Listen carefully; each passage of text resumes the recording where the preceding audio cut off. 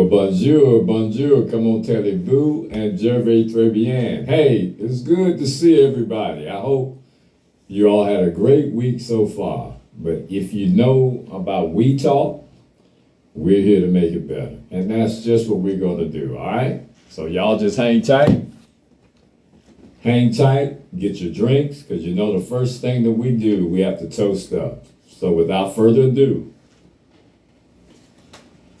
let's go ahead and toast it up, all right? Here's to everybody on the live. Here's to everybody on the live. And we do love all of you. And I think you know it, all right? But here's to everybody.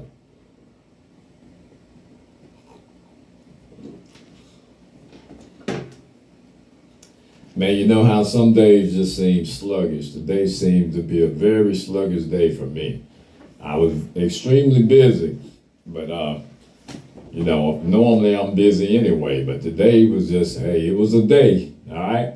But we here, all right? Hey, Darlene, hey, Johnny. Hey, Longo or whatever, and Cecil and Callie. Hey, it's great to see all of you. Hey, DeJoy. All right, listen, before I bring my co-host on, last week we had a very, very good discussion. And we talked about social masking. And the Georgia kind of gave it to me because it's the same as two-facing, being two-faced.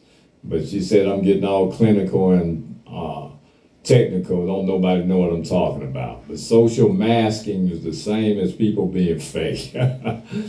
All right? Hey, Valdez. So that's what we talked about. It was very, very good and very informative. And if you want, you can check it out on my Facebook page and my YouTube, all right? But this week, we've got a doozy. And we've got something that's going to be very beneficial. It's going to be very interesting. I guarantee you. Hey, Skyhawk, I guarantee you're going to enjoy this one. But this one is about why is it difficult for people to become wealthy? Why do the poor people seem to stay poor and wealthy people seem to get more wealthier? It's not that they always stealing all the time, right? And it's not the fact that they have all the resources.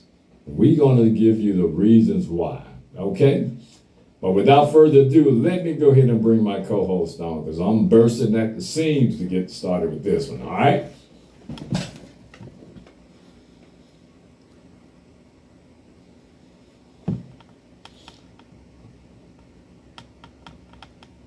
Oh man, there's so many people in here. I can't find you, Miss O'Neill.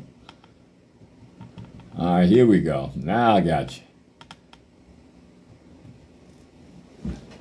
All right, but yes, it was a great discussion, you all, and we hope that you go check it out. Hey, Keith, what's going on, boss? Mr. G, what's up, OG?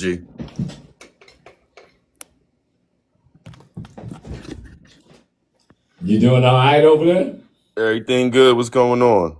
Yeah, everything is wonderful, man. Everything is wonderful. I'm a little taxed because I've been kind of busy today, but I'm all right. Yeah, and you just got back. You know what I'm saying? I know. Yeah, I think that's what it is. That Florida trip is still on me, man. I thought I was over it, but I guess not, man. I'm still feeling a little sluggish. Went to the gym today and couldn't get it in like I wanted to, so I said, oh, the hell with it, and I just left.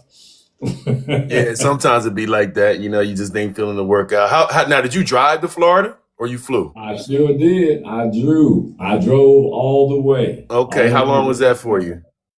It was a 7-hour drive. I did it in 6. Okay, yeah, nah. That's where it is right there. I know. I be driving. Yeah, that's 6 hours. Yeah, you feeling that 6 hours a little. That 12 hours. Yeah, you feeling that right now a little bit still. Yeah. Mm-hmm. Yeah. Hey, DeJoya, how are you? I'm doing well. You froze up again on me there. When I was coming on, I was in word. No, I didn't freeze up that time. I don't think so.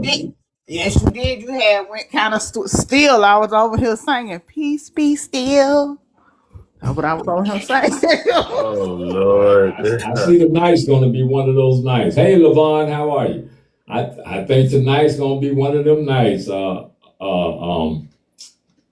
Both of y'all, because last week, man, we got so many comments, and I got a couple inboxes, but they really enjoyed it when we talked about being faked and social masking. But that's a good thing to discuss because a lot of people don't even realize they've got friends that, well, I think they realize it. They just are afraid to act on it. They got friends that are secretly hating on them. Yeah. You know what I mean? Mm-hmm. I just want to say after that conversation, which I had already started, y'all know I got this 5326 going on, but I just Well, you have to basically tell. explain to the people I'm gonna what tell that y'all means. about that later. That will tell y'all about that later. But now you know what I today had an incident. I ain't gonna say it out loud because I know people be watching, but whatever. But when people call me and say things now, and I feel like it's a little bit stupid on my side, on their side, I be like, you know what? I don't have time for that, and that's what I say. And I say it 2 times, and then after the second time, it's like I gotta go. Oh, yeah. So You know, you don't that, want to give people who have negative vibes. You don't want to give them too much attention because that's the it. more attention you give them, hey, the more they enjoy it. You know. So we just have to learn to curve that. Let's not feed the alligator. Alligator. I say that because we saw one when we were down in Florida, and they tell my daughter said that's an alligator. I said yes, it is. They live here, so it's common in these parts. So. But yeah, we don't want to feed people who just seem to thrive on negativity and comments that are hurtful and intentional. And they know what they're doing. Don't be fooled. They know what they're doing when they slight you and throw those little comments at you. Trust me. And you from down south, you ever heard the saying, never get in a fight with a pig because y'all both get dirty and the pig loves it?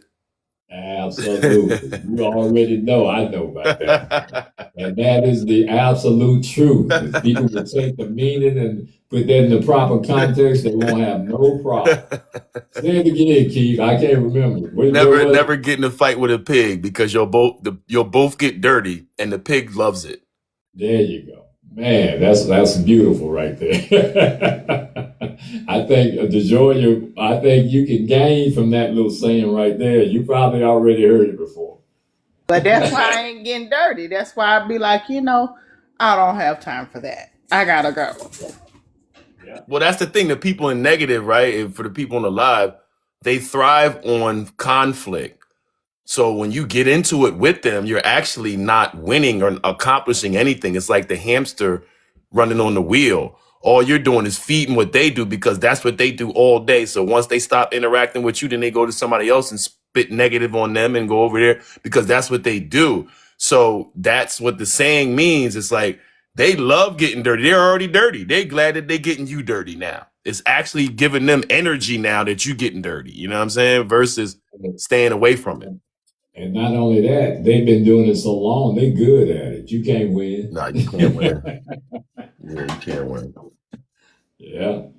Okay, let's get on with it. Okay, look, we're going to talk about why is it difficult for people to become wealthy. That's always concerning to me because a lot of people are their own worst enemies when you really think about it. You said, why is it difficult? That's the topic. Why is it difficult for people to become? Okay, got you. All right. Mm-hmm. Yeah, why is it difficult for people to become wealthy? Got it. And the financially independent people seem to be growing more financially independent, and the poor people continue to be poor. Now, that's very concerning because it doesn't have to be that way. And we're going to talk about why. Let me tell y'all first of all. The biggest reason many people struggle to become financially free is that most people are taught how to earn money. Now, let that marinate for a minute. Most people are taught how to earn money. Go to college, go to high school so you can get a good job. Go to college so you can get a better job. Network with the right people so that you can get into that top echelon of wealth if you connect properly. So we are taught how to earn money, but not how to make money work for them. That's the discrepancy. We're taught to earn money, but we're not taught how to make money work for us. Financial freedoms means your assets, your investments, your businesses, your passive income produces enough to cover your living expenses so that you're no longer controlled by living paycheck to paycheck. I'm going to say that one more time. Financial freedoms mean your assets, your investments, your businesses, and your passive income. We're going to talk about what passive income is. That's when you sleep, you're making money. You have to have income that produces enough to cover your living expenses so that your life is no longer dependent on living paycheck to paycheck. Now, don't get me wrong, listen. A lot of us are from the same economic background, and we have the same economic buying power. Some people don't elevate. They live in a situation, and I'm talking people who even go to college. We still live in that same economic deprivation where we have that mindset that if we make more money, we're doing well. If we make more money, we're doing well. And we're gonna talk about that for a minute, because just because you make more money, it won't make you wealthy, and it doesn't mean that you're living well. And you're gonna hear the reasons why. So I believe when we're young, our parents taught us to save money. We all remember that. Our parents, especially if you are a minority member, that's the thing that's standard throughout every neighborhood, every hood, every middle-class community. We're taught to save money. Now, I know someone on here listening saying, oh, Lord, I know he ain't getting ready to tell us not to save our money. No, I'm not going to tell you that. But I'm just trying to paint the picture so you can follow me and understand why the wealthy keeps getting wealthier and the poor keeps getting poorer. We're taught not to spend frivolously or unnecessarily. That's what we're taught. Save your money. You don't need that. Don't buy that, right? But here's the thing. How many people were told what you're saving for? I know my parents did well, but these questions that I'm asking, we weren't taught that. It was inherited that you will find out on your own. If you save, the ultimate goal is to buy something that's useful in life. So the reason that you're saving is to buy something anyway. That's what we were taught. We just prolong our spending. Now, so we were rarely taught what we were saving for.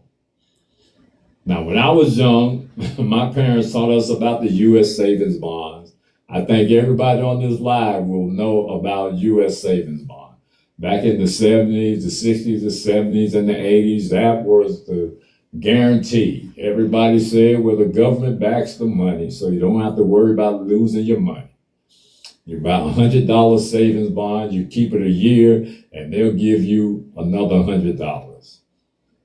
Now that, to me, during the time, I guess it was the best. But without what I know now, that was not a very lucrative investment. And I used to buy them, even when I was in the military, I used to buy them by the truckloads. And I was very happy when they stacked up and you can multiply that money. I never looked at the time that it took for me to get to that $100. And it was good if you're getting started. But if you're trying to elevate, there are other vehicles that we can use. So we were taught that, right? We're taught about savings account. I remember my parents, they took me to the bank and opened up my first savings account. They did all of us like that, my siblings, and other low yielding money making programs. Now, later on, there became some exposure to mutual funds. I think everybody on this live knows what mutual funds are. At least I'm going to assume that they know. But we never were taught anything like what tools and vehicles the wealthy people use. So those became common throughout our life. And listen, when you learn something from a early age, like they said, if you teach a child right in the ways that he should go, he will never depart from it. That's true. So we learned those things when we were young, and they're still with us today. Now, DeJoya, do you know anything about the U.S. savings bond? I know there was some other stuff. I just can't think of it. I remember we had those little things you get from the bank that you could put your quarters in. You remember? Y'all know what I'm talking about? Or am I dating myself? No, Uh-huh. I had. Can y'all hear me? Yeah, we can hear you. Okay, because I ain't want to start out cussing. If you can't hear me, I'll do that later. But anyway, what I was saying was, yeah, I had a lot of those. My grandmother and my aunt, they would always buy them for us as kids. You know, my aunt Ruth. In fact, I cashed in some when I was about 40, and it was about $4,000. In my 40s or 50s, I cashed in some that I had, and it was like about $4,000. But a lot of those savings bonds too that we would get, they helped us through private school. You know, my aunt would cash them in to buy uniforms and stuff like that. And like you say, for that time, that was the most fitting. But I feel like, yeah, I feel like when you're talking about, you know, people don't know what they saving for money. I feel like the impulsive nature of people also You knocks got your your money thing TV down. on? Do I? Let me see, because I'm not I'm downstairs and for one second. Let me see. It might be my son being loud. Them up there. Let me tell.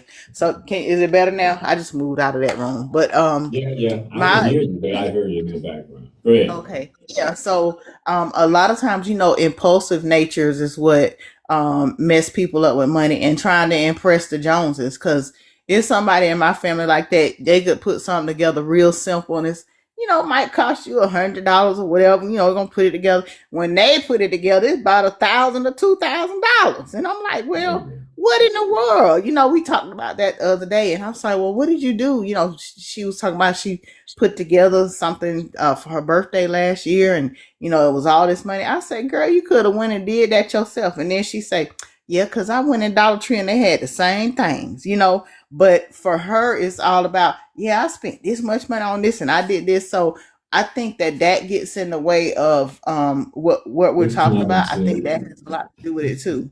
Huh? Yeah, it gets in the way of good common sense. That's all. Yes, that part. Yeah, I remember all them savings bonds and all that stuff. And I also remember being young, having a piggy bank and being taught to put your change and the stuff in there, like you said, and Oh, you get all the quarters, and like what you started talking about, how they had the little paper thing that you would put all the quarters in and then fold it up, and you go to the bank and then you could turn them into yeah. dollars and things of that nature, and Yeah. you know, doing like odd jobs, pulling weeds or cutting the grass, shoveling snow, all that type of stuff, and then taking that stuff and like doing all that. Like it was a different mindset back then because my parents told us certain things they just not paying for. So if you want to get them Jordans, you want to get that whatever, you better figure out how you gonna get some of that because we ain't buying that. You can go to basketball camp, you could do this. So now guess what? I gotta hustle up shoveling snow real quick, covered all the neighborhood to make, you know what I'm saying? Like we had goals already. We had a mindset like, all right, it costs this much to get these Jordans. All right, if I shovel 5 houses and I'm already there, and if I do another, you know what I'm saying? Like, you know what I'm saying, Mr. G? Like it was a Yeah. different Hey, look, mindset. Hey, we used to But not, but beg my daddy, can we use the lawnmower? We go around the neighborhood, cut everybody grass. Yeah, I'm surprised exactly. that we didn't have heat strokes at 13. Yo, We're I'm trying to get 11, to we that 12, look, point. 13 at we were 100 made, degree we were weather, cutting made. grass. Listen, Yeah, we man. were made for that. I remember those saving stamps, Mac, talking about you put them on the little thing. You Yeah, gotta go yeah. buy some. But I was gonna say, like, and even what Keith was talking about with the piggy banks, we had real piggy banks. Like, you had to break them suckers open. Like, so if you wanted to open your piggy bank, my grandma used to be like, "Oh, you ready to break the bank now? Cause then you got to start all over." Oh So yeah, I you mean, couldn't we even had, open it, John. Yeah, yeah, the neck is so yeah, thin. Once yeah. you put it in there, you like, yeah, I'm getting that out. Yeah. Oh, yeah. Yeah, so but I think the difference between us and now, and I'm speaking, well, Keith, I gotta include you in it now, maybe 40 and up, Oh, yeah, he what I'm old saying. enough. But but but I'm we old were enough. taught not I'm only, old enough. yeah, Yeah. but we were taught the value of things. We were given the knowledge of things, but we were also given the wisdom as to how to apply them, what to use it for, and things like that. But now that's just fell off. Now it's a big concentration on just making money, just making the money. Like you said, I mean, I work with a group of people. They talk about, well, I can afford to do this, but then you talk about your favorite pastime is going to Walmart or going to Sheen or going to whatever. That is not my favorite pastime. My favorite pastime is trying to be the paymaster, okay? And I finally got to a point, yeah, paymaster, and a controller. With money, I want to be the controller, the paymaster. But I finally got to a point this year where I understood the concept of money, and this was because you taught me this, Greg. You taught me this. We ain't gonna go into this. That's a whole different No lie. doubt. But I finally got into the mindset of not thinking poor. I might be like, well, you know what? Hey, I need that $1,000 and it's gonna come some kind of way. And I may have the money and say, well, you know what? I need $1,000, but then I look at my boy, I got 500, so I'm halfway there.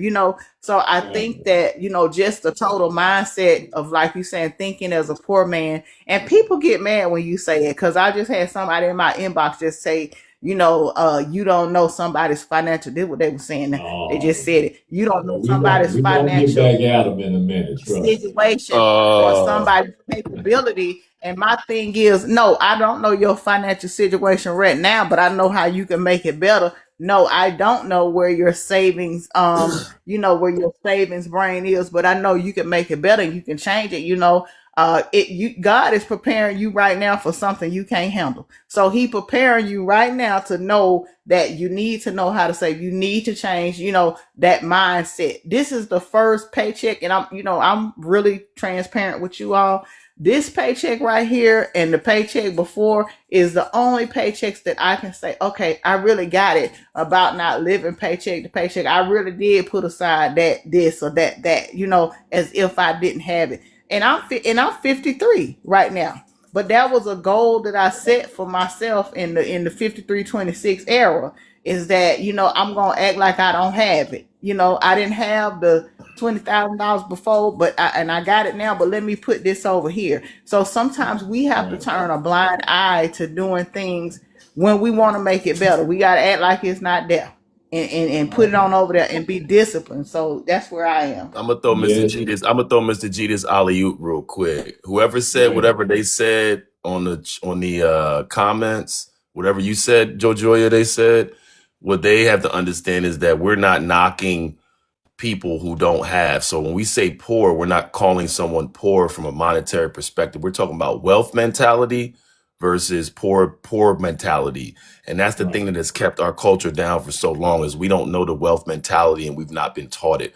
Wealth is a mentality. Somebody wealthy right now could lose everything that they have, but because of what they Yeah. know, they're going to be up again very quick. Right. So it's a mentality. Go ahead, Mr. G. Hey, that was very good, Keith. Yeah, I was going to say I don't want. We welcome all comments, but we don't really care about your perspective. What we're trying to do is share information to put you in a better place. That's the only reason we do these lives. So we good over here.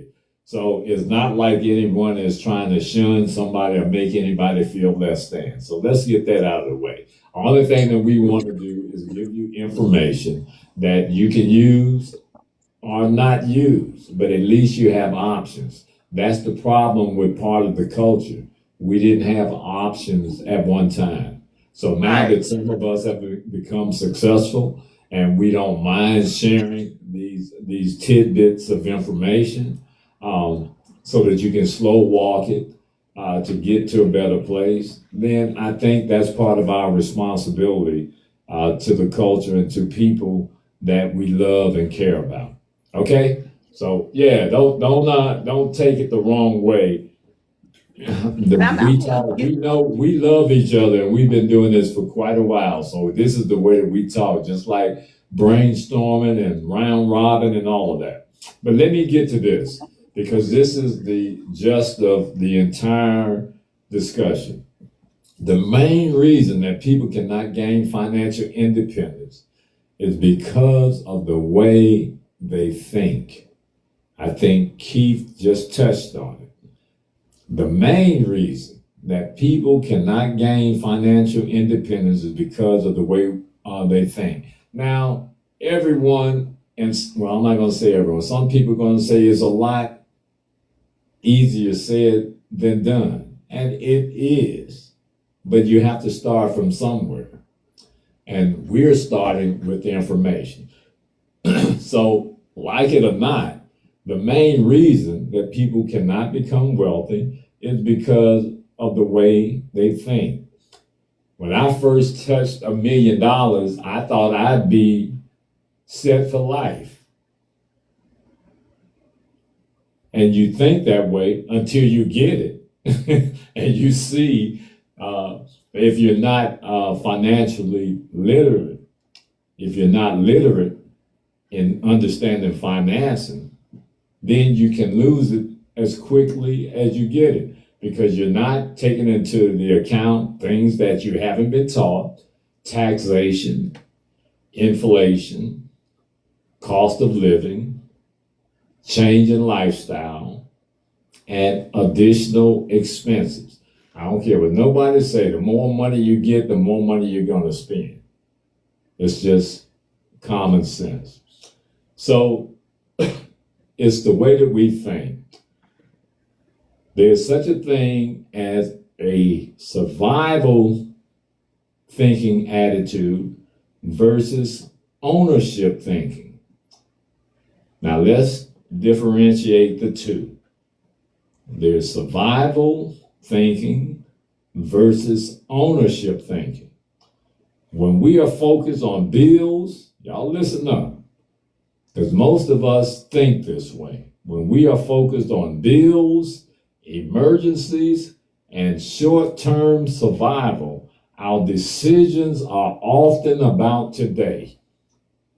When our focus is on survival, on our bills and emergencies, we're only thinking for the day. When I give lectures in the lodge, I don't know how many times I've told people, you don't worry about your bills. You're going to die with bills. I'm not saying disregard them and don't pay them. I'm saying, but you don't give that much focus to your bills. That's just a small part of your life. You are here to live a good life and to get the right combination of things in your life so that your life is a good one. And you can't do that if you're worried about bills. I've said this before. Worrying is a tool of the devil. He causes you to worry. And to all my Christian and Muslim brothers and sisters and Protestants and all of our religious and spiritual people, if you truly believe God will provide for you, why worry anyway if you really believe it? So if you're worried, that tells me you don't believe it. Because I don't worry. Trust and believe. When I say that, I do not. Hey, Ricky. Hey, Chris. And hey, Pat. All right, so listen. So that's this. Our decisions are only worried about today, not 10 years from now. When we're in that survival mode, we are not thinking 10 years from now. Half of us will have the mindset to say, well, hell, I don't know if I'm going to be here tomorrow or not.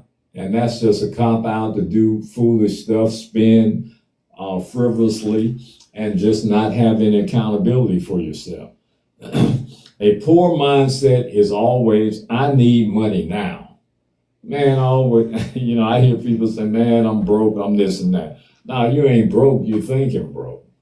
Because I guarantee you, I can spend 10 minutes with you and show you where you can get $100 when you ain't got a penny in your pocket. And you don't have to do anything. Just rearrange the things that you already have. Now, so that's the poor mindset. We're concentrating on survival.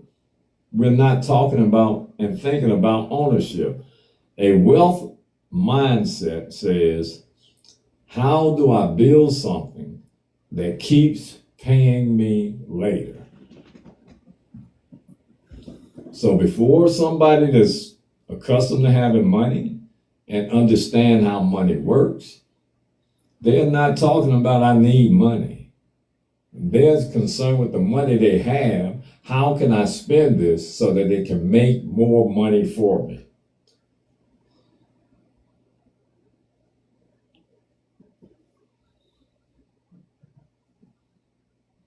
Now,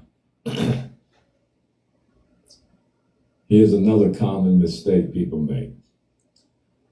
Most people mistake income for wealth.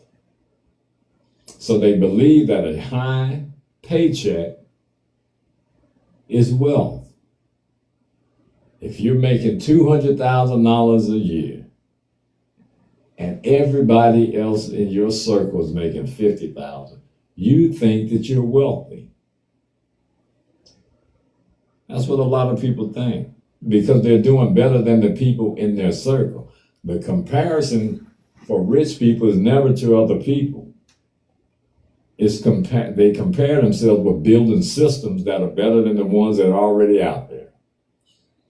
Whether or not it's a financial system, whether or not it's an economic system, or whatever, or business. They build systems because those systems is what keeps you paid, not the money.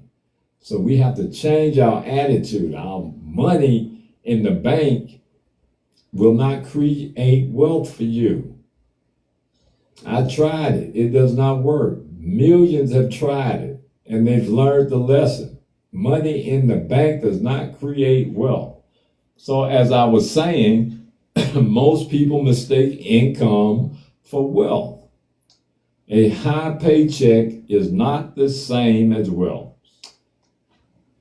If somebody's making $200,000 a year and they're spending $195,000, they are financially weaker. They are financially weaker than someone making $70,000 and investing consistently. Think about it. Someone who's making $200,000 a year, who does not have any or enough financial literacy, they're spending almost just as much as they're making. They're not borrowing, they're not going in the red, but they're spending everything that they earn. So someone who's making less money, 70,000 is the example, and they're investing consistently, they're in a better financial shape than the person making $200,000. Now we have to really get that lesson. You have to get that, because a lot of people, when they see that person is earning a lot of money, they idolize, they look up to them. They're not considering what kind of expenses they have. When you look outside and you see that Maybach and you see that Bentley, factor that in. When you see that gated community, factor that in. When you see the private school, factor that in. So that person who might be in a suburban neighborhood that's safe and nice, they may only be making $60,000, $70,000 a year. And that person could be more financially stable than the person that you look at thinking that they are wealthier than the other person. So you have to understand that if you consistently invest, then you can become wealthy. In layman's terms, wealth is what you keep. It's not what you make. Wealth is what you keep and what you grow. It's not what you make. Now that's a lesson. That's a lesson. I'll let y'all speak for a minute or two. If y'all got anything you want to add. Hey, John. Hey, Sammy. I guess y'all don't have anything, so I'll keep going, y'all. No, I was trying to get my microphone together, so I was just gonna say, when we're talking about this, I've often mentioned this book, The 7 Habits of Highly Effective People. So Oh, when you yeah, make that's a good girl. when you make changes and you want to advance in your life and you want to really control your wealth, and let's keep in mind that wealth is more than a physical thing. It's a mental thing and it's a spiritual thing as well. But I always begin with the end in mind. You know, when I started saving, I'm not talking about the end of my life, just the end of my goal. You know, when I started saving, I began saving and thinking about, well, you know what, what's the end result? What do I want to see happen? How much do I want to see accumulate for me to be able to use and be able to be comfortable and, you know, to live my life? Too, everything in your life has to have that synergy. Everything that you're trying to do, line your financial goals, your wealth goals, or whatever, everything has to feed each other. You cannot be successful without, you know, those parts, without having synergy and without beginning with the end in mind, you know, and also realizing that the glass is never, you know, people used to be like, oh, the glass is half full or half empty. No, for me now, it's always half full, because I know what I have accomplished. You know, you have to take your small goals, your small things that you earn, or your wealth and this and that. That's just as big as the big things. So those are just 3 things that I have, you know, started to build off of: synergy, beginning with the end in mind, and knowing that my glass is always half full versus half empty. So that's just for me. Okay. Well, I agree 100% with you. Hey, everybody on the line, if you're enjoying this and gaining information, go ahead and share this and get your friends and your family members in here so they can get this information. I think it's going to be well worth it. 7 All right. Habits is a good one. That's a great one. That's one of my go-to classics, you know, when you talk about books that get you in the right mindset, right? 7 Habits, or a book like Think and Grow Rich, you know, Master Key to Riches. I'm talking Napoleon Hill, right? Even something like from Kiyosaki, Rich Dad, Poor Dad. I tell a lot of people, go read that book. It breaks down a lot of these different things that Mr. G's taught, and also Cash Flow Quadrant. When I read Oh, Cash yeah. Flow Quadrant many years ago from Robert Kiyosaki, it changed my whole thought process on investing and everything, right? You know, you talk about employees, small business owners, you know, investor, it's, you know, SBI, right? So, or ESBI, right? Employees, small business owners, investors. But the point of what I'm saying is that a lot of these things that we learn or we're talking about, most people are not taught this. And that's the thing that I think people have to understand. There's a reason that this information is hidden. We're not going to get into, you know, the reasons and all this stuff. So I think people need to really understand that some of the stuff we're saying, sharing, is they're gems, because wealth mentality is taught. And it's something that certain people groom their children from young to be. And I think people know what we're talking about. So some of this information, if you're not in the right network, you'll never have access to it. Go ahead, Mr. G. Amen. Yeah, hey, you absolutely right with that, Key. Hey, I'm trying to read everybody's comments. If I can't read them, because I'm gonna have to see whether or not they've got one of those remote controllers to scroll. Or if somebody's smart on that, please let me know. But Ain't nobody got no TikTok remote control. it That's might, waiting for you to invent that. For ain't nobody got no TikTok remote technology control. is something else. You know, I know my No. daughter. Look, well, my daughter got a camera. Once she put it up and it follows everywhere she go, it's got to be something that I can use to scroll. But never mind. You always busting my bubble when I'm trying to gain some information and make things easier. Hey, Marcus. All right. Okay. But here we go. Now, this is a big part for me because a lack of financial education is one of my pet peeves. Most schools, they're going to teach employment, not investing, not taxes, not ownership, not leveraging, and they're definitely not going to teach you about business systems or generational wealth. Now, how many people, man, I've heard this recently. Well, I'm not going to say recently. I would say 20 years ago when they start talking about other cultures, particularly the Asian cultures, Japanese in particular. If you do your study on that, their educational system is totally different. And Europe is the same way. But they teach these kind of things. They teach taxation. They teach land development, all of these things. But in the Western culture, none of these things are taught.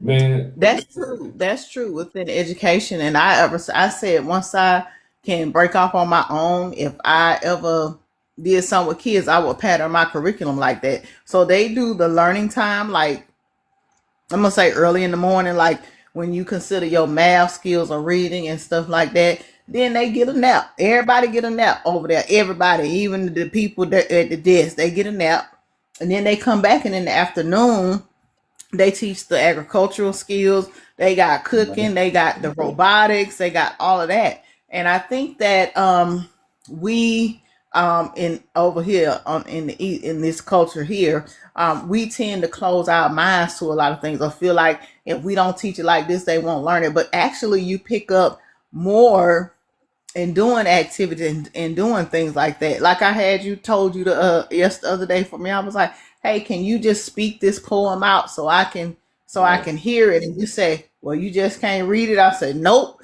because I identify with music. I identify with the art. So me hearing something constantly, I can absorb it. You have to find different ways to absorb what you need in life to make it better. And so in this country, even though people say they love money, they love wealth, they love this. No, you don't love it enough because you're not willing to sit there and absorb it. And then you got to accept new ways and new concepts of growing your money, of growing your wealth, I should say. Yeah. I think that because everything in this country we're so conditioned to, so we're on here talking about stuff like this, and somebody else probably think we let's just off the loony bin. Oh yeah, yeah, So yeah. that But part. we giving it to them from a realistic and a very very personal perspective because being successful it didn't come overnight. Not for me. It did. It took some while. It took trials and tribulation. But I've always been humble enough to know that nothing that I do or nothing that I get is solely because of me, because my spiritual awareness allows me to stay in that humble state. And I think that's a big part of investment as well. A lot of people look at people, man, that guy's a sleaze bag. Or this guy is a rapist, and another what's the boy Epstein. All of these people with this money, they're wicked people.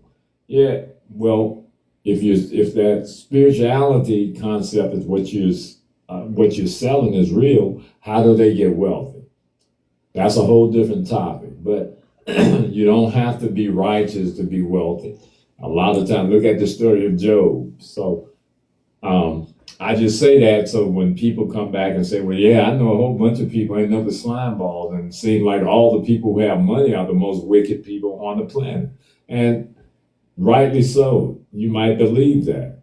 But there are some people that ain't famous, that ain't tooting their horn, that ain't got their chest stuck out, that are doing very well and got just as much money as those people and celebrities that you may see. But let me get back to what I was saying. So, and look, the reason I got a bone to pick is because I almost fell out of college because of calculus and micro and macroeconomics. Man, I didn't understand it. I didn't see why it was Me necessary. neither. I didn't understand nothing past add, subtract, and multiplying and dividing because that's all I need to do is count my Look, money. I ain't used it since. So I'm saying, I'm about to fail college because they're teaching me a higher level of algebra and all of these different things. And I know over in other cultures, they're teaching them. I do taxes every year. You know what I mean? I go to the bank almost every week. So I'm saying those things are not taught. So that's why I'm really kind of pissed off why you held information from us and gave us information that we not using. So what was the benefit? You got a curriculum, and listen, I don't know how they arrive at these things. I'm Miss O'Neill, you're an educator, you know about it more than I do. I'm just using a common sense approach. Why do I need that? And it's a part of whether or not I graduate or not. When my everyday activity involves investing, involves taxation, involves employment, not only at the local sense, but as a business owner. How do I leverage this car I got? Instead of it being a liability, how can I make it an asset? Now, I know all these things now. So all of these your cars and whatnot, they aren't a liability for me anymore because they are part of the business. Listen. Y'all know Yeah. I be listening to Brother Malcolm. You know what I'm saying? I be listening to Brother Malcolm. I have been for years. I had to remember the ballot and the bullet in the oratorical contest. I was that one, and they said I can't say it, and I did. And my mama let them make me say it, and she made them let me say it, and I did. But in this country, they don't want you to advance. They don't want us to advance. They don't want us to, have the power, have the knowledge, have the, the common sense. Because really what people call common sense now to me really ain't common sense still, So as long as people can take your power and oppress people is a safe people, and people think just because we're talking about, just color like me, black. Nope. It's oppressed people in all the colors. In fact, everybody is oppressed because everybody blinded. Most people are blinded, So what we're talking about is not privy to everyone. And the government don't want you to know a lot of this stuff. Not just the government, but those even the wealthy, what we consider the wealthy people. So you have to get to a point in your life, one, where you understand things like this are scary for others. It's scary for us to get on here and talk about, the knowledge for this. And keep in mind, knowledge is what we gain, but having the wisdom is how we apply it. So you could tell us about all this calculus, about all these things, and we don't ever get to apply it. So that's wasted knowledge, so we have to be we have to be selective. And just like we have to be selective in what we put in our bodies, such as the fat, the sugar, this and that, and the third, we should be just as selective as to what we're feeding our mind. But we don't. You're exactly and Yeah. absolutely right. Yeah. Yeah. But see, we don't want to hear that concept. And you tell me, well, Sister DeJoy, what that mean? Because I ain't oppressed. Yes, you are, because you're gonna sit up here and fight us tooth and nail for what we're saying, and you're not gonna open your mind. So as long as you keep yourself there in that spot, as long as they keep them chains on you, because mind you, slavery is not chains and whips right now. Yeah. So I just want people to just get that concept. Oh, yeah. If you We got grasp one that, point. you'll understand what we're saying. We got 1.2 in here right now, but I'd be remiss if I didn't uh, I bring up a topic or we discuss some things, everybody know what the problem is. So I'd be remiss if I didn't have the solution.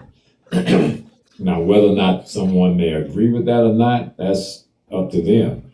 But I try to give solutions. And the first solution that we gave as we started was to change the way you think. Get out of survival mode and get into ownership mode. Change your mind to think past and beyond just surviving.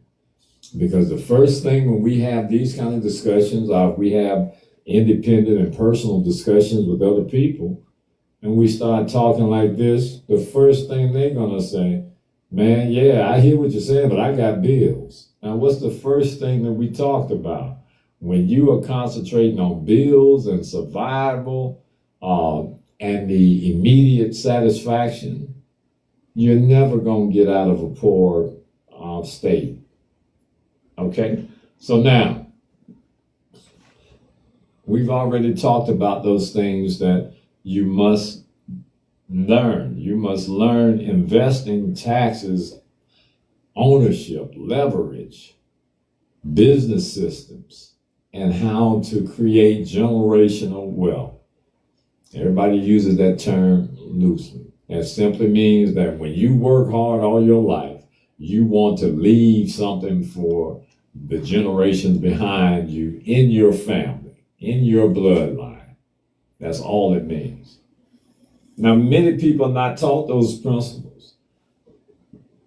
So now that I've just mentioned them, hopefully that you all can do your own research and see how important it is and how you can outline some systems and programs so that you can start working toward that. These are spending habits that are necessary to accumulate wealth. And these certainly aren't taught in your schools. Because most of us, what do we rely on? Emotional spending. Some people use money for comfort, status, or temporary happiness. Comfort, status, or temporary happiness. The wealthy ask one simple question.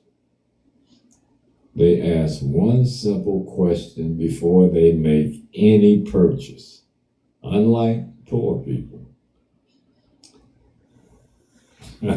Guess what that question is? When somebody rich or wealthy, I'm not going to even say rich because that's a different mindset. We're talking about wealthy, where your money works for you while you sleep, where it accumulates enough to pay your bills, where you earn enough to pass on for generations to come. The one question that they ask is this: before I make this purchase, does this purchase make me wealthier? What is my return? Absolutely. What is my return? I got to say the right word now, y'all. What is my return? What's our word in banking and investments? ROI, return on investment. Right? Investments. Yep. Just so see, I know that little song. Oh yeah. You on point with it. Well, you got some great mentors and people around you, so it's easy if you pay attention. But and you do. So just think about that. They ask that one question: does this purchase make me wealthier? So if I buy a car, if I buy this cubic zirconia diamond ring to impress anybody, does that make me any wealthier with fake diamonds? Now, if I buy that Rolex, Bulgari, does that make me richer? You just want to. That's why you said, go on, show your little watch again. Your little watch. That's what he want to do, y'all. I'm just saying, It ain't just a watch. I can take it and it adds, what is it? It's an asset. It adds to my stuff, right? So that's what a lot of people fail to do. Before they make a purchase, they don't ask the question, does this make me wealthier? All right? And yes, people, a watch is an investment piece if you're set up properly. Absolutely. Now listen, here's the difference. Here's what poor people ask. Only thing they're gonna ask is this. When they look at that piece of jewelry or that car, they're gonna ask, can I afford this? Now look, that's simple. Those are semantics. But look how simple the changing in the thought pattern is. Wealthy people, does this make me wealthier? Poor people, can I afford this? No, you can't afford it if you got to ask. That's just me personally. If you got to ask, you can't afford it. Ain't that right, Miss O'Neill? And that's right. That's why that's why I be like, oh, I can buy this. I can get this, I mean, but it's we talked about that in our meeting Right. the other day yesterday at work actually. And it's not even what you say, it's how you phrase it and how it comes out. You know what I'm saying? So if it comes out the right way, it's already in your mind that way. So if it comes out like, hey, I can buy this, or versus nah, I can't even get this. You know what I'm saying? Like, Right. it's It's a a whole mindset. different. Yeah, and you know what, y'all, I always talk about manifestation and things like that. All of this comes into play with that. Your mindset when we're talking about things like this. Anything that we talk about is how you manifest it, how you bring it out, and how you believe in it when you say it. Because when I tell you, oh, I can buy this, you gonna hear that in my voice. It's gonna go up like the lunch lady when I be telling them children about putting them numbers in. You know what I'm saying? Get them 7 numbers in there. And come on, man, ain't for 7. So how I think about when I get ready to do something, it's just how it comes out and how I speak it into my life. And this can be applied Absolutely. everywhere. Now listen, here's the other thing. Here's what I hate to use the term poor, but it is poor because you're economically, you're spiritually, and you're mentally poor. So we're not just talking about money. Poor people have the fear of delayed gratification. They want to feel good right then. Wealthy and being wealthy requires sacrifice. So if you're not willing to sacrifice, you're not willing to be wealthy. It's less showing off. That's what poor people do. They want to show off when they got something. It's less instant pleasure, more patience, and discipline. It takes discipline to be rich and wealthy. When Bill Gates and Steve Jobs, when particularly Bill Gates was working out of his garage and whatnot, it took patience for him to develop computers that control 3/4 of the world with Microsoft. Okay? So it takes patience. Most people want fast reward. And I get so sick and tired of people who want things so quickly and not willing to put the work in. The difference in thinking is a poor mindset always says work harder, save your money, and avoid all risk. That's a poor mindset. Now you say, oh, Mr. G, you should work hard. No, you should work smart. I'm not saying that you should be lazy. Working hard and working smart are two different things. They can coexist and they can exist at the same place and the place at the same time. But when you concentrate on working hard, you're going to work till you die. You're going to work till you die. Save your money and avoid risk. A poor mindset makes us trade our time for money. Amen. A poor mindset makes us trade our time for money. And guess what? Time is one of those things you can never get back. And a poor mindset will have you thinking that way forever. Forever. You know, I look at our ancestors, my grandparents, and they worked hard. Now, in a lot of cases, they didn't have any choice. I'm not talking about when they were slaves. I'm talking about generations after that. But the mindset was so embedded that they work hard, and they taught us how to work hard, which is good. But it don't mean to work less smart by being hardworking. We work hard, and at the same time, we work smart. Now, a poor mindset makes us believe that we should buy things to make us look successful. We should use our hard-earned money to make us look successful. Look at Steve Jobs.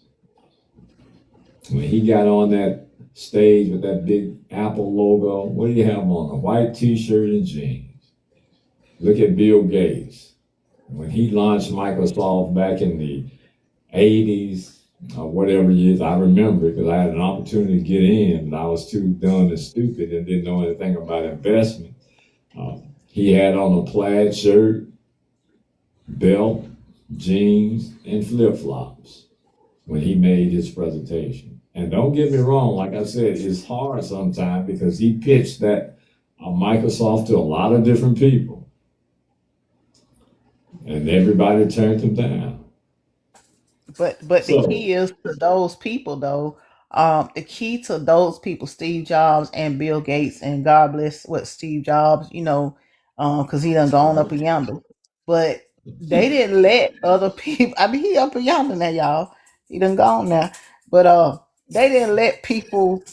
I'm trying to be serious, but they didn't let what people thought of them change their mind. And I used to think, oh, well, you know what? If they don't like me, let me do this, let me do that. No, now I ain't got time for that. I'm gonna be me. And I did not realize I did not become successful until I realized that. Like it don't take I'm not finna go. I'm not gonna put on a 3-piece suit and a ring and watch and all this just for you to follow what I'm trying to say. If you don't follow me, then that's okay. Cause I'm gonna keep building the art. Cause when the rain start coming, I'm gonna be good. So you have to get to the point where you can keep building your wealth, building you, regardless of what people say. I mean, I go ahead. Go ahead. I'm sorry. You made a very good point because a lot of people won't follow you unless you look successful because that's the way they've been taught. That's the way we've been taught. Listen, you can go all through social media.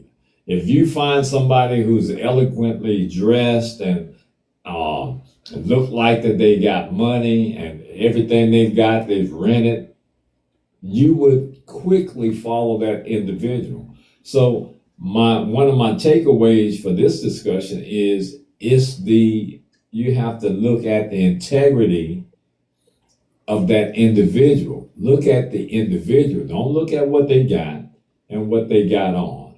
Because there are a lot of fakers out there who will lead you down a rabbit hole and you'll stay down there forever. So it's easier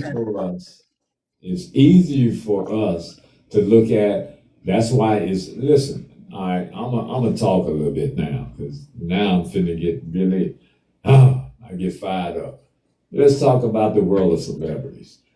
You have been given a celebrity to idolize so that you can stay in the same place that you are. You idolize a celebrity because that gives you a mark that you know that you won't achieve. It's different if you look at a celebrity and say, I can do that. And it's going to take me some time to do just what they're doing because they're no better than me. But the system, again, it puts individuals in front of you for the masses. They're always the exception. But for the masses of people, we give you a hero. And once I give you that hero, you idolize that hero. You don't realize, or you don't even attempt to be the hero yourself anymore. You'd rather see the hero that I've created for you. And that's why I say, see me. I use that term often.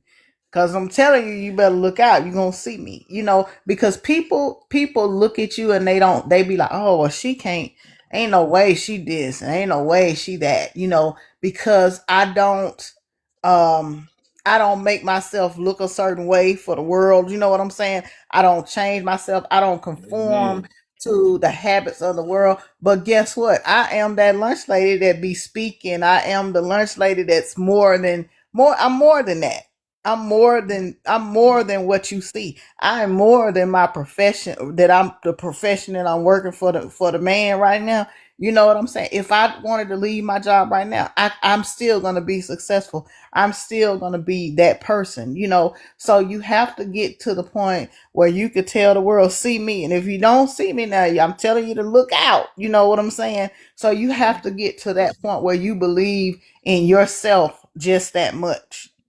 You're Because giving people them that count you out. warning. Huh? You're giving them that warning. Look, Yeah, that hey, I'm part. coming, whether or not you like it or not. And look, this That is part. why this is one of the things I admire by you and Keith, uh, because nobody really knows what you have, and that's the way I live my life. I'm not that one. I'll go to the grocery store and I'll pay for people groceries at times, but I don't want them to look at me or tell everybody, hey, he bought, you can thank me and whatnot. But I think that's the only way you get blessed. You have to do things that, if you're financially able to do so, but you have to do it out of the goodness of your heart. So the intent is always the most important thing. All right, so now let's get on. Poor mindset says that we have to look successful. We have to buy things to look successful. A wealthy mindset is completely the opposite. It tells us when we have a wealthy mindset, it tells us to build systems. Hey, Lily.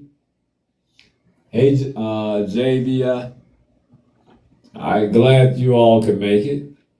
Glad to see you. All right. It tells us to build systems. It tells us to invest strategically. And it tells us and teaches us to take calculated risk. So let's stop right here and talk about that for a minute. What is a calculated risk? Or what do you think that textbook definition of a calculated risk is? Calculated risk is a situation where, as Mr. G says, you did your own internal due diligence. You got all the information that you can gather.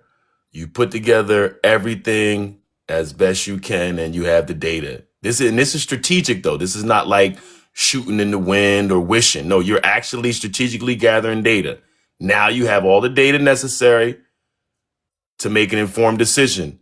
So it's a risk, but it's calculated because it's not done blindly. Now you know, and as the saying goes, hope for the best, but prepare for the worst. So calculated risk and preparation, at least how I look at everything, is you're looking at every possible thing that could go wrong. You're looking at Right. every negative scenario that could happen. You're looking at every single thing that could pop up that could make it wrong or not right. And then you Absolutely. figure out an angle for all of that. It doesn't mean those situations that you figure out are going to work, but you're at least now you've analyzed it. And then you say, all right, you know what? I'm comfortable with what I understand about this. Let's roll with it. And if something happens, you can live with it and say, okay, you know what? Wow, we didn't see that one. Okay, now we live to fight another day. You know, versus we have no idea what happened. Why did we lose?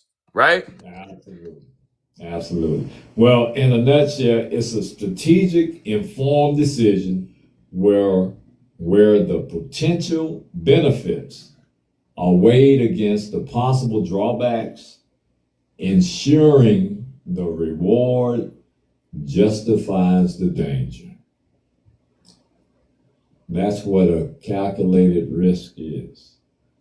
It's a strategic, informed, as Keith said, do your research, do your due diligence, gather all the information.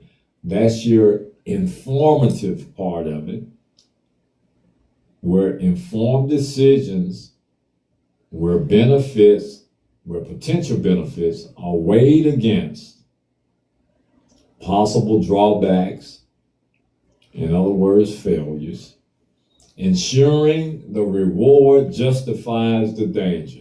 It's not a Ponzi or pyramid scheme, or pushing the rocks up the block in the neighborhood. It's a calculated risk where you've weighed all the possible scenarios. And even if you fail, it ensures the reward justifies that danger.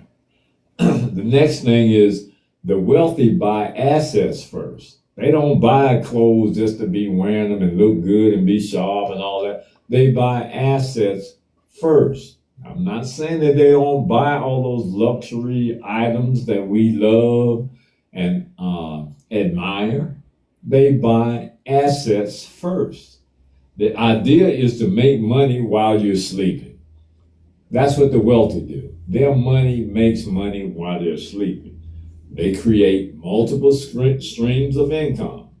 That's another thing I preach. You gotta start, get away from the job, just the job mentality, where that's the only income you have. Even if you don't make a whole lot of money, there are things that you can do to create other streams of income, especially in the day and era of social media. People are just lazy to me. Man, I'm telling you, you can make a ton of money on this social media networking situation. And that's what I was just about to say. I'm my biggest asset, y'all. You people just don't know how powerful that is. Your own gifts make you your biggest asset.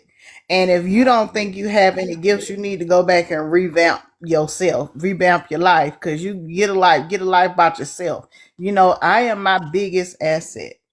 I'm moving away from the 9 to 5, so I use my speaking abilities, my personality, all of that kind of stuff. Now you can make it negative or positive, but I don't. I choose to be positive in everything because I believe positivity drives a whole lot, everything in my life, So Absolutely. I'm gonna be my biggest asset always. And with the And social your media biggest thing, fan.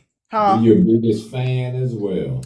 That So you part. don't And need the applause. yep. And as far as streams of income, social media has helped me grow all streams, from myself, Absolutely. pushing myself as my biggest asset. That's my biggest earner. And then, with the t-shirts and the baskets and the this and the that and the speaking engagements, so I wish that people really had that much faith in them. And Absolutely. everybody needs That's to what get it that much takes. faith in them. Yeah. Yeah. And the thing is, I mean, and we have a speaking engagement coming up. So, I mean, people just don't understand how it works. Once you're on the right track, trust me, things start falling in your lap, money start falling out of the sky. You get checks that you don't even you haven't considered. You look in the mailbox or you look in your account. So you just have to change the mindset, and that's how it works. They know multiple streams of income ensures that if something is less than what is desired, then there's another stream that will make up the difference. So there's always their balance in their income versus their liability, or as poor people prefer, bills. All right. They ask the question, how much will this purchase return for me? An example of a poor mindset is simply this. I want a new car because it looks successful. I need a new car because it makes me look like I'm already successful. A wealthy mindset. I'll buy an asset first, then let the asset pay for the car. Whoo! Oh, nah, that came out of left field. Buy the asset first and let the asset pay for the car. Now, most people say, oh man, that sounds good, but it's so difficult to do. It ain't hard to do if you really learn the secret.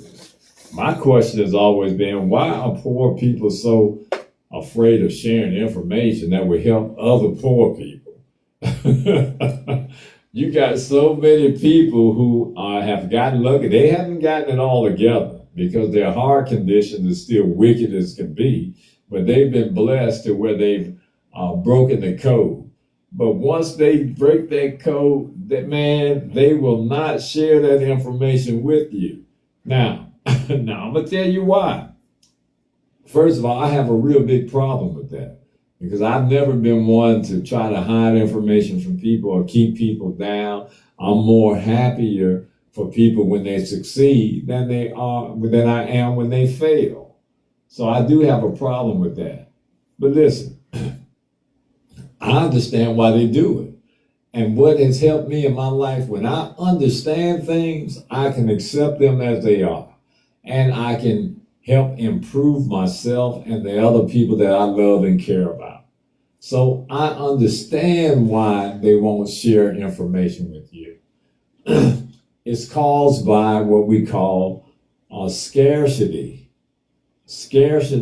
mindset.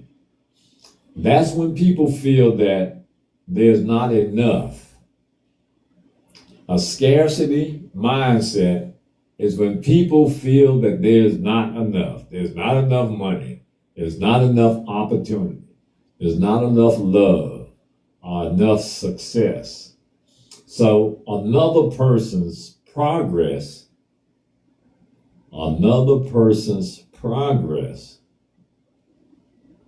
can feel like they're lost. And that's where, but you know what? That's where people are so because that's how you get your return, your return on your investment. You can have all the riches sitting right in your lap, but if you don't share it, if you don't grow it, if you don't cultivate it, guess what? It's not gonna grow. So what's the use what's the use in having something that you can't share? You know what? You may not get kudos every time you improve something or this and that. You don't need that. Kudos is validation. You don't need validation from everyone. Everybody's validation ain't good validation. They're just like they say, don't let them pray on you. Don't let them pray. Don't let them put their hands on you when they pray, because sometimes it'd be the other way around, So you have to get to the point where you really want to return on your investment. If your investment is you, if your investment is in making things better, if you don't share that, if you don't put it out there, it will never grow. That's just like a flower you planted and you say, oh, it's gonna grow. If you don't water it, if you don't feed it, it ain't gonna grow. Man, so you have to. Oh man, we got so many people that's commenting. I love it. Hey, we love all y'all. Thank you. Well, go ahead. But just get to that point where you really want to see a return on your investment. If it's about you and you want to grow yourself, you can't grow if you don't put it out there. That's all I'm saying. That's all I'm saying, if that makes sense. Hey, Reggie. Yeah, you're absolutely right. And that's why I love having these kind of discussions because the information, we're real people. We aren't faking it. We aren't trying to be more than what we are. We enjoy our lives because we know that we've been blessed. So we just want to share those blessings and the information with other people. So, so that's the reason. So I'm telling you all this so that you'll know the reason that they don't want you to succeed or will share, excuse me, that information with you is called a scarcity mindset. When things are scarce, they don't think it's enough.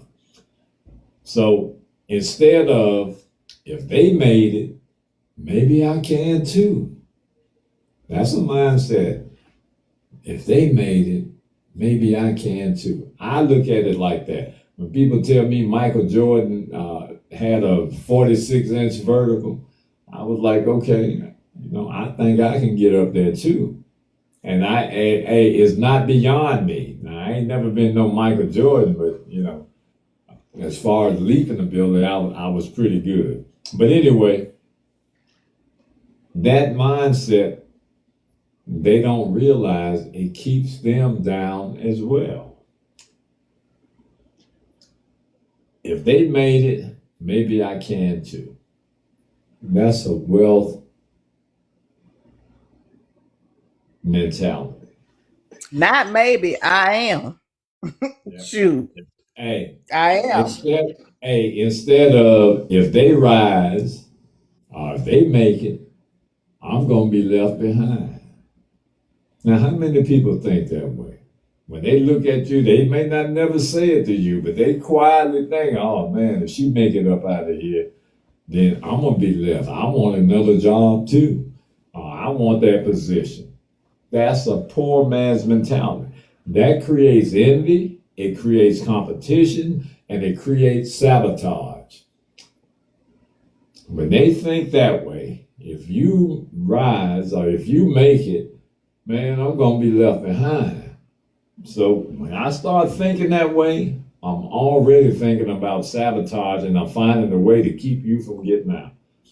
That's that crabs in the barrel mentality. Now let's get real. I want to get real on this part. The real separator is identity. Now we know that's a popular question today, right? What do you identify as? What are you? Don't go. No, I'm not gonna go there. But that's just a question. Hey, that's a question that's being asked today. What do you identify as? But in wealth building, it's a mindset and behavior. Many people unconsciously believe people like me don't become wealthy. Man, I'm telling you, if you from the hood, you're gonna hear that consistently. Man, you can't do that, man. Ain't number one out of every 100 ever made it to the pro. Man, you can't do that. Ain't number one out of every 1,000 that ever made $1 million. That's a poor mentality. So they unconsciously, they don't even know that they're thinking that way. It's their subconscious, their subconscious mind that has already been ingrained, and that thought has been embedded in their daily lives, in their brains.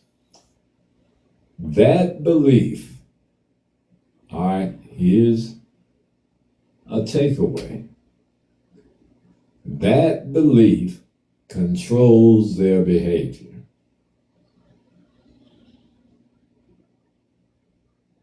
That belief controls their behavior.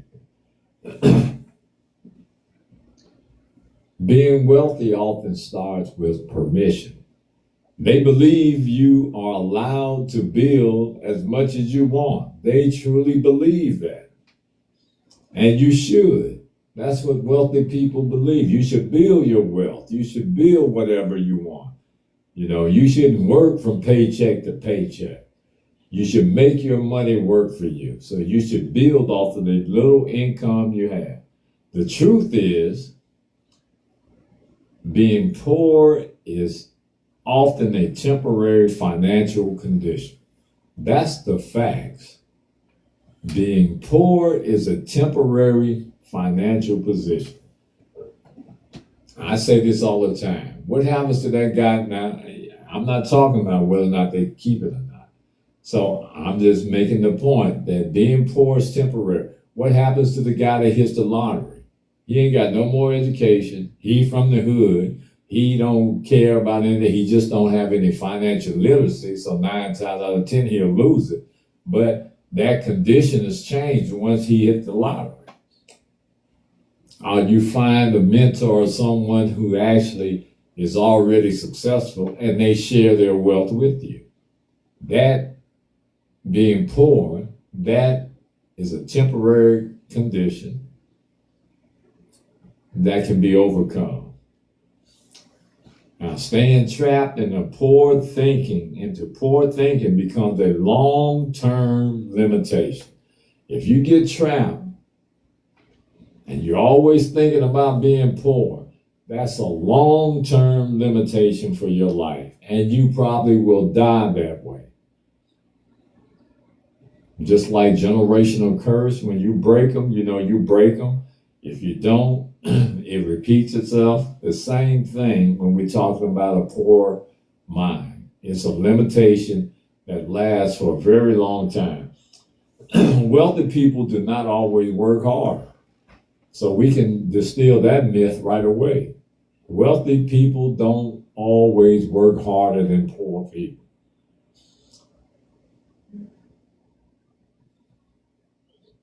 What they do, they think differently. They structure differently. And they decide differently.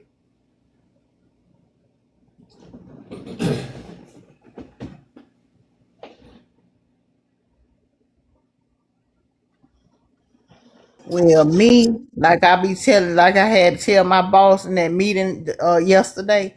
I know I'm the cupcake in the box with all the sprinkles on it. I know.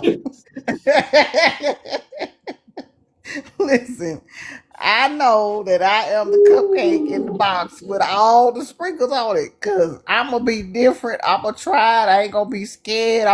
You know what I'm saying? And so many people think it's bad to be different, but wealthy people are different. If They you look don't at their mind. yeah, if you look at their habits versus some of your habits, I mean, they might get up and have oatmeal and coffee every day where you go to Starbucks every day. They might go to Absolutely. Starbucks for a treat. You go to Starbucks for an everyday eat. Oh, look at y'all. Look at that. I'm promoting Starbucks. But anyway, what I was what I was We got to saying. get our royalties out of there. But what I was saying was, it's okay to be the cupcake in the box with the sprinkles on it. Y'all, when I say I got sprinkles, I got a whole lot of them. Jesus, I have to pray for myself a whole lot sometimes. But it's okay, Absolutely. because that's what makes you. That's what makes you different. That's what makes you the successor, the wisdom person, and all of that, the go-to person. So I don't mind being the cupcake in the box with a whole lot of sprinkles sparkly on it, razzle dazzle. So I'm gonna I just don't keep be being that way so I can keep growing. And matter of fact, I want to be different. I love it when I'm different. I don't want, just think about it. If everybody was the same, it would be a very boring world, I would think. So when I see people who are uniquely different and they own it and they don't mind, they are unapologetically different than everybody else, man, I love that with a passion. I'm telling you. All right, Keith, I'm gonna let you go ahead if you got anything you want to say before I close out, because we're at the end now. Nah, you good. I think everything's been covered, man. I mean, Okay. it's not really, people have to understand. I think the biggest thing, you mentioned it earlier, you have to choose yourself. A lot of people don't choose themselves.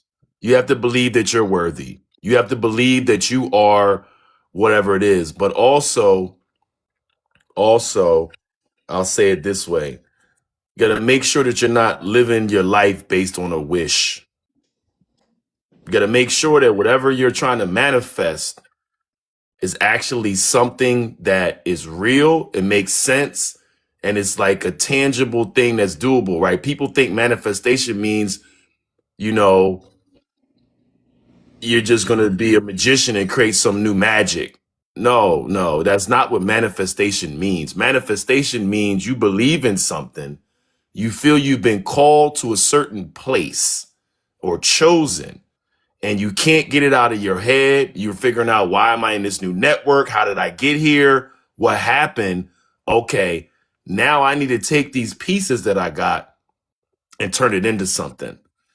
And you definitely can turn nothing into something. You can go from zero to hero, but it has to be calculated, and it's not luck. And that's what I think people think sometimes. They think most wealthy people or rich people are lucky. Yeah, the harder they work, the luckier they got, maybe. But Yeah. there's no such thing as luck, because here's the other part of it. Even if you get lucky, right, as a person, you don't have the contacts, you don't have the banking connections, you don't have the legal connections. So, okay, you got lucky. So now what? So you can't, like, you got to understand that there's a lot to it, like what you say about wealth and discipline and all these things.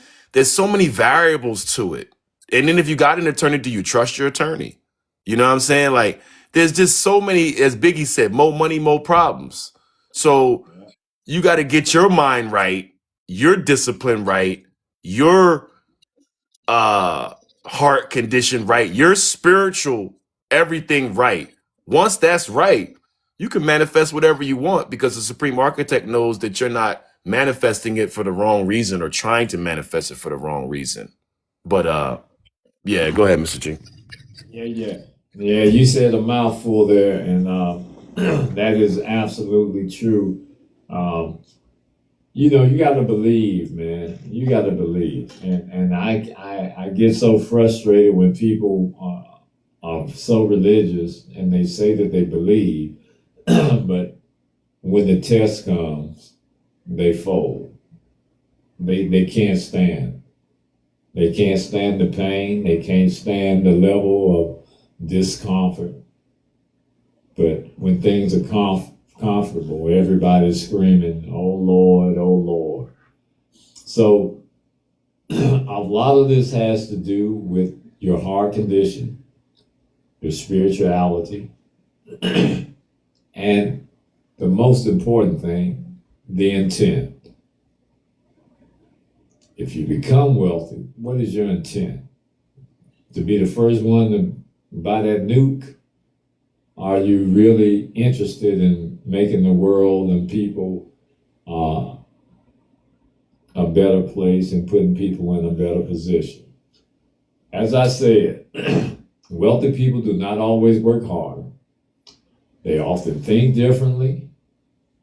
They structure themselves and their programs differently, and their investment opportunities, and they decide differently.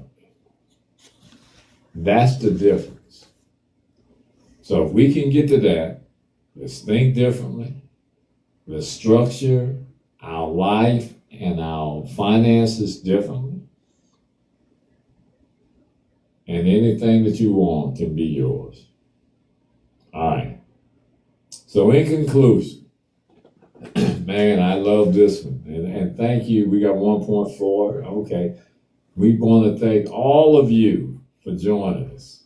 Man, I'm telling you, we love all y'all. We don't say it enough, but we love everybody that supports us and is growing and growing, just like that Energizer bunny. Just keep going and going. And that's what we love. But anyway, in conclusion, these are the facts when we talk about wealth. Money follows habits. So whatever your habits are will dictate how much money you have. Wealth follows systems. So the more systems that you have in place in your life, the outcome is going to be wealth compared to following your habits. When you follow your habits, you get money. When you follow systems, you become wealthy. Freedom follows discipline. Freedom follows discipline. I don't want a whole bunch of money. I always said this when I was a younger cat. When I was young, I prayed and I worked and I said, I don't want a whole bunch of money when I'm old and can't do nothing. That was one of the things that I made that promise to myself. I said, I'm not going to work till I'm so old where I can't enjoy the fruits of my labors. So at an early age, I realized that God's promise was for me to have a good life. What good does it do to me for me to be a millionaire? And I'm 105 years old. I mean, it does my generations after me a lot of good, so they don't have to work. But I don't believe that you're supposed to work just so that you can leave all the goodness for someone else. Part of that journey has to be so that you can enjoy life too. So remember, freedom is the most important thing. So you want to be free to enjoy your money or your wealth, and you want to be free to enjoy the time. Time without money is nothing, and money without time is absolutely a bust. It's zero. If you got money and don't have no time, what good is that? If you've got time and ain't got no money, what good is that? So it takes that balance between the two for you to enjoy your life. And I'll leave you all with this. Poor people chase income. Wealthy people, they chase ownership. Start buying stuff to own. Start investing in things that have value. Before you purchase, decide whether or not that purchase is an asset or a liability. Add all those things up, and you slowly but surely become wealthy versus living from paycheck to paycheck. All right, everybody. Thank you so much for joining us tonight. It was another great live. So we're going to leave you with this. Auf Wiedersehen, au revoir, au revoir, goodbye, and we'll see you all next Wednesday, same time, same place. We love all of y'all. Take care of yourselves.